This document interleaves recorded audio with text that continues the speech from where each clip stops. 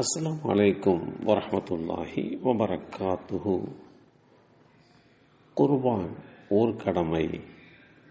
அன்னை ஆயிஷா நாயகி ரலியல்லாஹு அன்ஹா அவர்கள் கூறினார்கள்,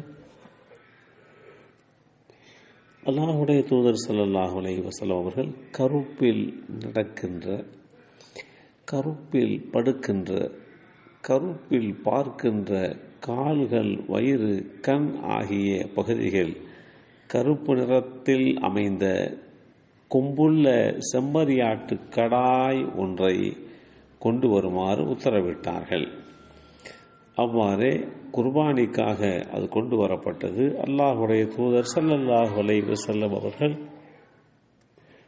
அன்னை ஆயிஷா நாயகி ரலியல்லாஹு அன்ஹா அவர்களிடம் கத்தியை எடு என்று கேட்டு வாங்கி கொண்டார்கள். பிறகு அந்த கத்தியை கல்லில் நன்றாக தீட்டி கொடுக்குமாறு கேட்டார்கள். அவ்வாறே தீட்டி கொடுக்கப்பட்ட போது பிறகு அந்த கத்தியை வாங்கி அந்த செம்மறியாட்டை பிடித்து சரித்து படுக்க வைத்தார்கள், அறுத்தார்கள். அறுப்பதற்கு முன்பாக பிஸ்மில்லா அல்லாஹும்ம தகப்பல் மின் முஹம்மதின் வ அலா ஆலி முஹம்மதின் வமின் உம்மத்தி முஹம்மதின் என்று கூறினார்கள். அல்லாஹ்வின் பெயரால் அறுக்கிறேன், யா அல்லாஹ், முஹம்மதிடமிருந்தும் முஹம்மதின் குடும்பத்தாரிடமிருந்தும் முஹம்மதின் சமுதாயத்தாரிடமிருந்தும் இதை ஏற்றுக்கொள்வாயாக என்று கூறினார்கள். அப்படி கூறி அறுத்தார்கள். இந்த செய்தி ஸஹீஹ் முஸ்லிமில் 3977 என்ற எண்ணிலே பதிவு செய்யப்பட்டிருக்கிறது. குர்பானி என்கின்ற இந்த கடமை எப்போது அது ஒருவருக்கு கடமையாகிறது என்பதை பார்க்க கடமைப்பட்டிருக்கிறோம். ஜக்காத்துடைய அடிப்படை அளவு ஓராண்டு கையில் இருப்பதால் ஜக்காத்து கடமையாகும். ஆனால் துல்ஹஜ் பிறை 10, 11, 12 ஆகிய நாட்களில் ஏதேனும் ஒரு நாளில் ஜக்காத்துடைய நிசாப அளவிற்கு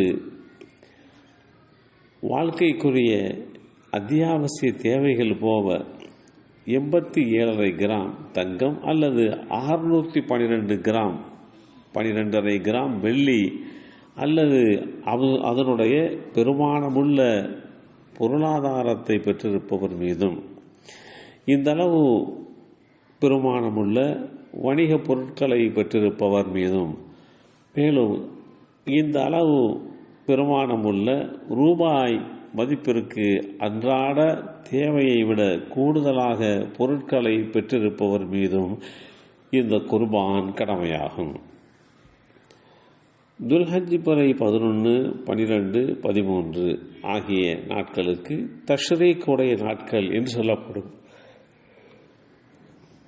துல்ஹஜ் மாதத்தின் பிறை 11, 12, 13 அனைத்தும் அறுப்பதற்குரிய நாளாகும் என்று அல்லாஹ்வுடைய தூதர் ஸல்லல்லாஹு அலைஹி வஸல்லம் அவர்கள் கூறினார்கள்.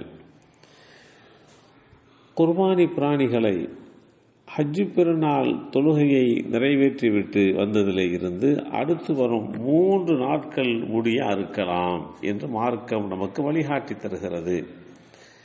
துல்ஹஜ் மாதத்தில் பிறை 10ஆம் நாள் நாம் செய்யும் முதல் நற்காரியம் தொழுகையாகும்.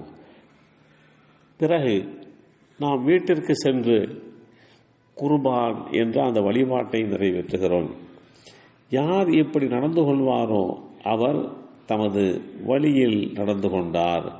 யார் தொழுவதற்கு முன் அறுத்தாரோ அவர் தன் குடும்பத்திற்காக மாமிசத்தை முற்படுத்தி கொண்டார்.